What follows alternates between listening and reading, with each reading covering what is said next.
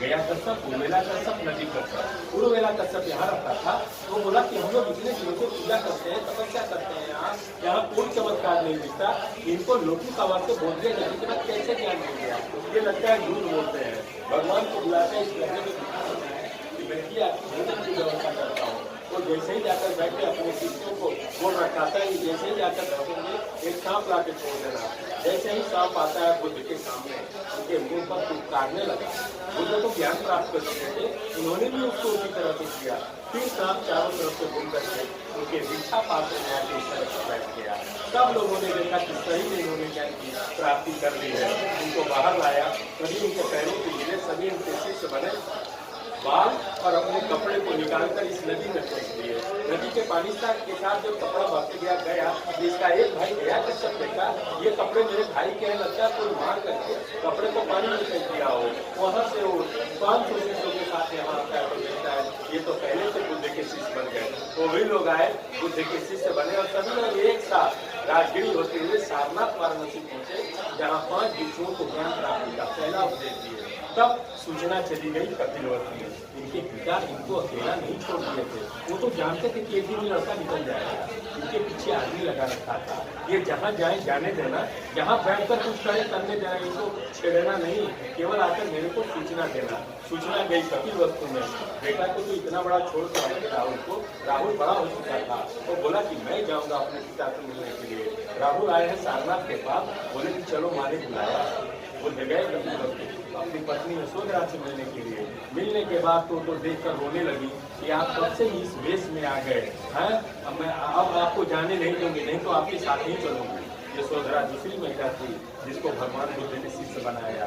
पहली महिला इनकी माँ की बहन की, माँ को देख कर गई थी, लेकिन उनकी बहन की मौसी, उनका नाम था प्रजापति गौतमी, जो सिद्धार्थ को पाल के बड़ा किया था। वही पहली महिला बनी जो भगवान बुद्ध ने उनको शिष्य बनाया। तो उसी गौतमी के नाम से इनका एक नाम गौतम बुद्ध पड़ा। भगवान कहीं विदेश में जाकर प्रचार करने नहीं गए थे, तो केवल भारत के 2 ही राज्यों में घूमे और अपना उपदेश दिए, बिहार और उत्तर प्रदेश। अंत में जब उनकी आयु हो चली थी 80 वर्ष, तो उनको डिसेंट्री हो रही थी, तबियत खराब थी। उसी अवस्था में धीरे धीरे करके उत्तर प्रदेश के गोरखपुर जिले के कुशीनगर गांव के पास गए।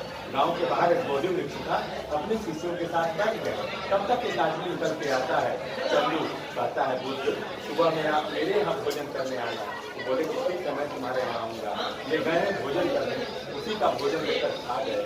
फूड पॉइजनिंग होती है और वही उनका महापरिनिर्वाण का कारण बनता है। लेकिन इससे पहले अपने शिष्यों को 2 शब्द बोले जो लोग वहाँ उपस्थित थे। इस तरह से बोले कि मेरे जाने के बाद मेरे शिष्य दुखी न हो, इसी तरह आगे धर्म का प्रचार करते रहे। उनको पूरा बात हो गया था, अब मैं नहीं रहने वाला।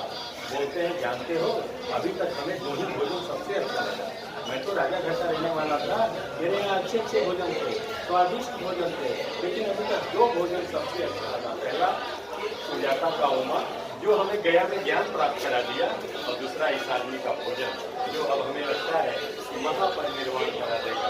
ये बुद्ध के अंतिम शब्द थे और वो कुशीनगर में सदा के आप भी आए हैं यहाँ।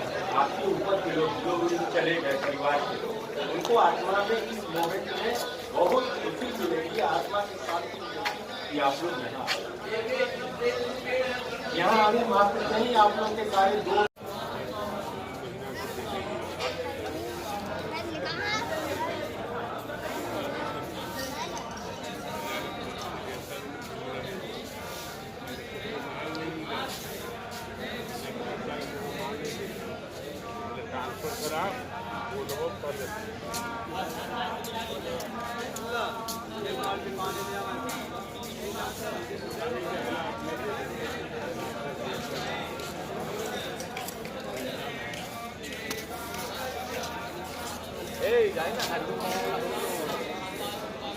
देवा